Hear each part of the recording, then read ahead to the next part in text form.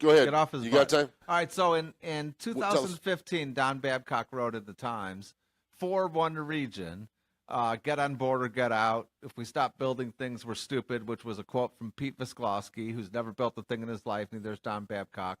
So I'm going to be relatively quick about this, but I wrote a rebuttal, and then NIPSCO representative wrote to me, and so I wrote back to him. And here's my response, because this deals with the One Region thing. And then I want to read Chuck Pullen's comments about One Region.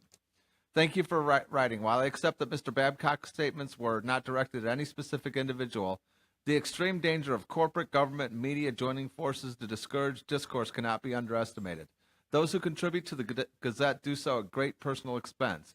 Were you aware that activist Jim Nowacki's house was raided by county police, purportedly because he had 2 Serrata hens as pets?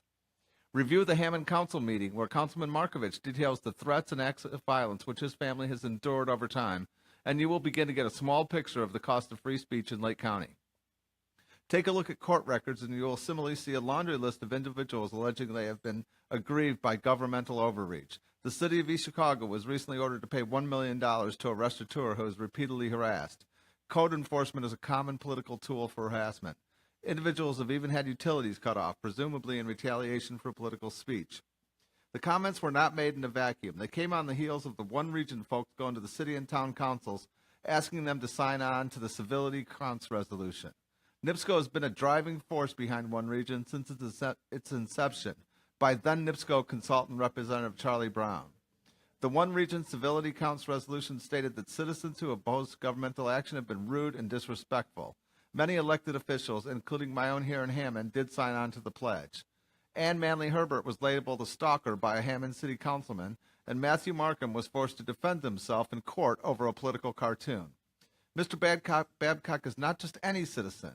He is a spokesperson for one of the few Fortune 500 companies based in Northwest Indiana.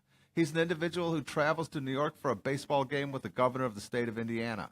He is an individual who has the ear of every political player in the region, and his comments were given a large platform in the Times because those in the media agree with them wholeheartedly. This is the state of affairs in Lake County, Indiana. For a confidant of the governor and our U.S. congressman to suggest that I or any other citizen leave the region is beyond unacceptable and should not be tolerated, neither by the general public nor those who seek their approval at the polls.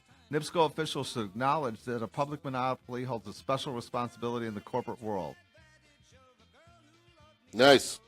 I'll stop there because you're starting the music. Well, no, that's already there. We got 30 seconds. So while there's talk of a train to Munster to keeping young people in the region, and elected officials bemoan a 15% voter turnout, I can tell you that the folks I speak to on a daily basis have moved out or tuned out based on the belief that they have no voice. Even worse, some have moved because they feared for their personal safety. If Mr. Babcock would like to speak to these issues, I would be happy to speak with him. I am very disappointed that he did not contact me himself. Again, thank you for writing. All right, we'll get to more of this later. Ken Davidson, Northwest Indiana Gazette, like their page, like the Afternoon Fix.